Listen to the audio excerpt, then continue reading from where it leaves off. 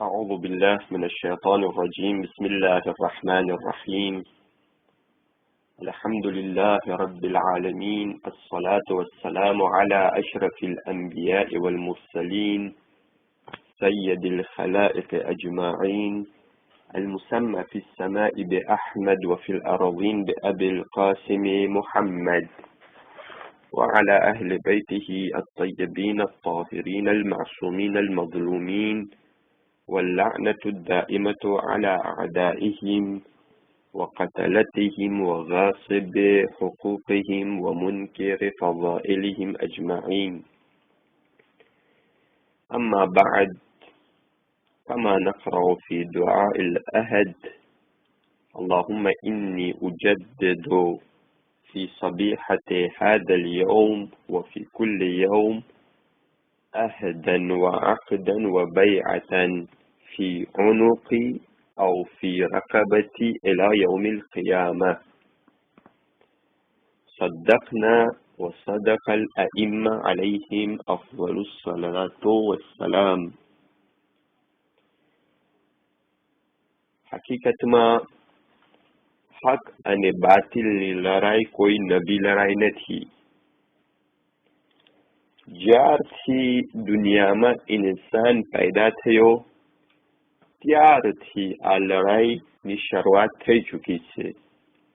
મને કોઈ લાંબી દાસ્તાન પેશ નથી કરવી. અને જે જાલિમ હોય છે, જે અત્યાચાર હોય છે, એના હથિયાર પણ કોઈ નવા હથિયાર નથી. મજલૂમના મુકાબલામાં, નિર્દોષના મુકાબલામાં અંબિયાઓ પણ એ હથિયારોનો સામનો કર્યા છે, અને અઈમ્માઓ અલૈહિમ અફઝલુસ સલાતુ વસ્સલામ પણ એ હથિયારોનો સામનો કર્યા છે. પહેલો હથિયાર દુશ્મનનો હર મોકા પર, હર જમાનામાં તોહમત, આરોપ. કોઈ એવા નબી નથી કે જે આ હથિયારનો સામનો ન કર્યો હોય. મા મિન રસૂલિન ઇલ્લા કાનુ બિહી યસ્તહઝિઉન. કોઈ પણ રસૂલ, કોઈ પણ નબીને અમે મોકલ્યા તો એની મશ્કરી ઉડાડવામાં આવતી હતી, એના ઉપર આરોપ નાખવામાં આવતું હતું. અને આજ સુધી આપણે જોઈ છે જે કારિકાચ્યોરની કર્યા પૈગંબર ઇસ્લામ સલ્લલ્લાહુ અલૈહિ વ આલિહિ વસલ્લમ ના વિરુદ્ધમાં, આજ સુધી એ આરોપ મોજૂદ કે માઝલ્લા રસૂલુલ્લાહ દહેશતગર્દ છે, ટેરોરિસ્ટ છે.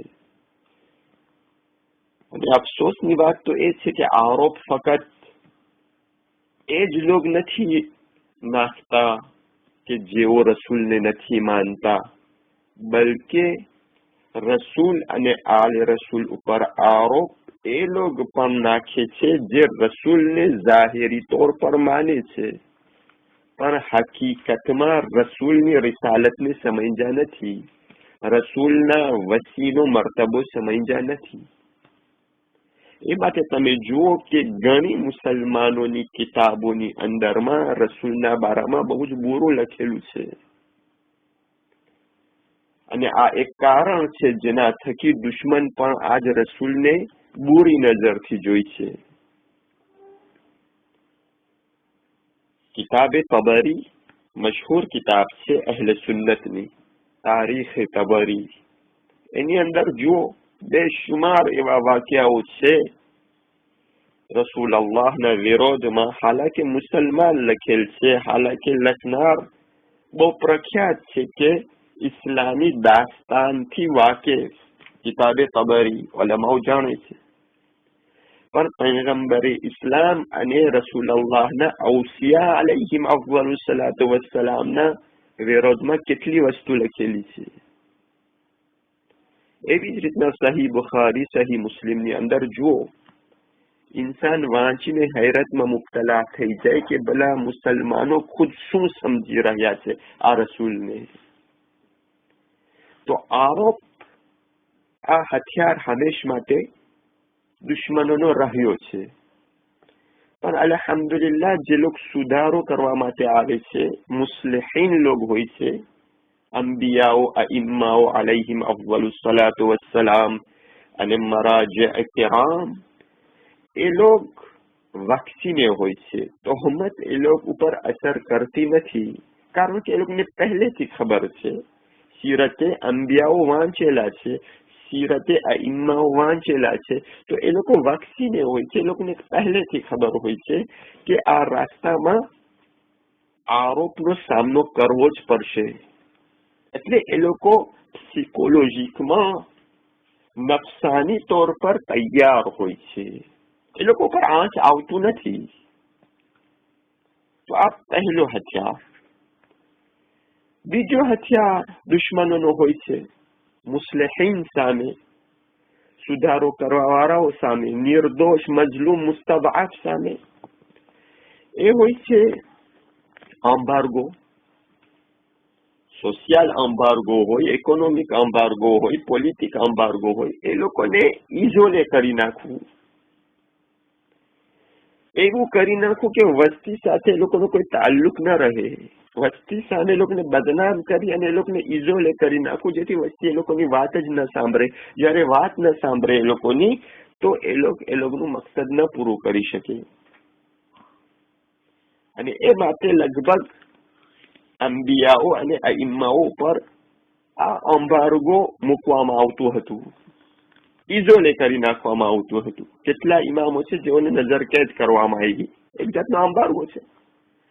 રસૂલુલ્લાહ શાહિબ અબી તાલિબ ની અંદર લાંબો વાક્ય છે, મને પડવો નથી, એમ્બાર્ગો કરવું.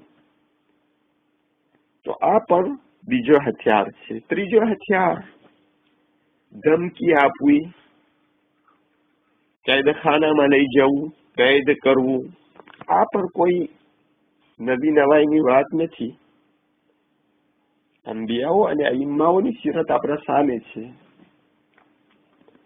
અને હકીકતમાં કેદખાનામાં નાખવા માટે પણ જાહેરી તौर પર એવા જુઠ્ઠા ગવાહો પણ બનાવવા, જેથી લોકોને એમ થાય કે ના, હકીકતમાં જે કેદની અંદરમાં છે એ જાલિમ છે, એ ક્રિમિનલ છે, એ મુજરિમ છે. આ પણ બન્યું છે. 7મા ઇમામ કેદમાં ગયા તો 7મા ઇમામ ઉપર આરોપ એ હતું કે ભલા જમાનાના હાકિમના ખિલાફમાં પોતે ઘરની અંદરમાં હથિયારો ભેગા કરે છે ને માણસોને બોલાવીને એસી તે કરે છે હુકુમતના ખિલાફ. આ બધા આરોપ હતા. સીરતની અંદર વિગત છે, મારા પાસે એટલો મોકો નથી. આજ શનિવારનો દિવસ છે, 25 જાન્યુઆરી. તો હકીકતમાં આ પણ એ લોકોનો એક હથિયાર હોય છે, કેદમાં નાખી દેવું અને જૂઠા ગવાહો બનાવવા. અને આપણા ઘણા અઈમ્માઓ અલૈહિમ અફ્ઝલુસ સલાતુ વસ્સલામ કેદને ભોગવ્યા છે. તો આ બધા હથિયાર, છેલ્લો હથિયાર જ્યારે જાલિમ જોયે છે કે આ બધા હથિયારો એફિકાસ નથી, કામ નથી આવતા, તો પછી છેલ્લે એ લોગ મુસ્લિહીનને, એ લોગ અંબિયા અઈમ્માને, એવી હસ્તીઓને કે જેઓ સુધારો લઈ આવવા ચાહે છે, એ લોકોને એલિમિનેટ કરી નાખે છે ફિઝિકમાં, એટલે કે મારી નાખે છે.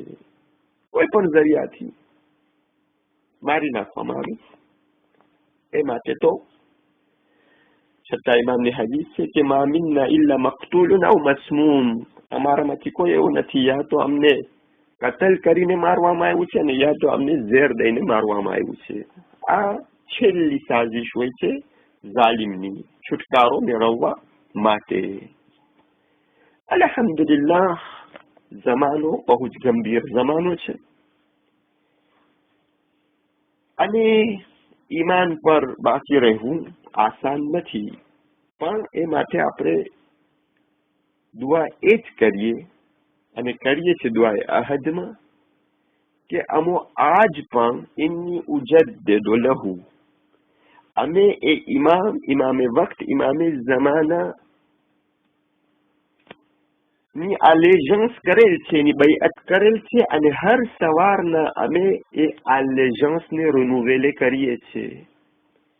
અને એ જ બૈઅત, બલકે એ જ બૈઅત અમારી ગરદન પર રહે એલા યૌમિલ क़િયામત, કયામત સુધી. આ હકીકતમાં દુઆ પણ છે ને સીરત પણ છે, કારણ કે આ જાતે જાતની બૈઅતો સામે આવે છે.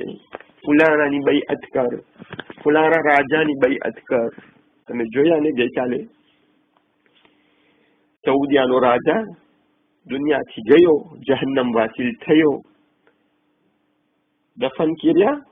ગઈકાલે શુક્રવારના થઈ, રાતના જ બૈઅત શરૂ થઈ ગઈ. બૈઅત વસ્તી બૈઅત કરે, લશ્કર તો બૈઅત કરી નાખી સવારના, વસ્તી પણ બૈઅત કરે. એમાંથી ઘણા શિયાઓ પણ ગયા, ડેલિગેશન મમતકાઈ શર્ફિયામાંથી, એસ્ટમાંથી. એમાં ઘણા ઉલમા પણ હતા. સંદર્ભ પ્રમાણે બૈઅત માટે જ એક ચર્ચા છે કે કરવી જોઈ ન કરવી જોઈ, તકિયાથી કર્યા ન કર્યા. પણ આ બધા એપ્રબ અને પરીક્ષાથી ઇમ્તિહાન છે કે વક્તના ઇમામ સિવાય બીજા કોઈની બૈઅત ગરદનમાં હોવી ખપે કે ન ખપે.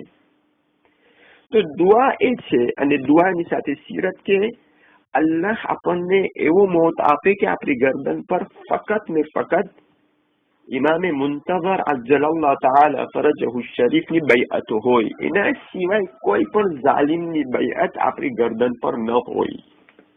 એનો સામનો કરવો બહુ મુશ્કેલ છે, કારણ કે જાલિમ હર રાસ્તાઓ વાપરશે, જેવી રીતના હું બતાવ્યો, જેથી આપણે એની બૈઅત કરે. પણ અલ્લાહ તૌફીક આપે, કુરાજ આપે, હિંમત આપે, બસીરત આપે કે છેવટ સુધી, છેલ્લા શ્વાસ સુધી આપણી મોત મીતતુન જાહિલિયા ન થાય. એટલે મીતતુન જાહિલિયા, જાહિલિયો કુફારો મુશરિકીનની મોત ન થાય, કારણ કે અગર ગરદન પરથી જમાનાના ઇમામ સિવાય બીજા કોઈની બૈઅત રહેશે અને મરી ગયા, દુનિયાથી ચાલ્યા ગયા, તો આપણી મોત કુફરની મોત છે. તો એ માટે એ દુઆ પણ કરવું જોઈએ અને એના ઉપર આપણને કોશિશ પણ કરવી જોઈએ. વસ્સલામુ અલૈકુમ વરહમતુલ્લાહિ વબરકાતુહ.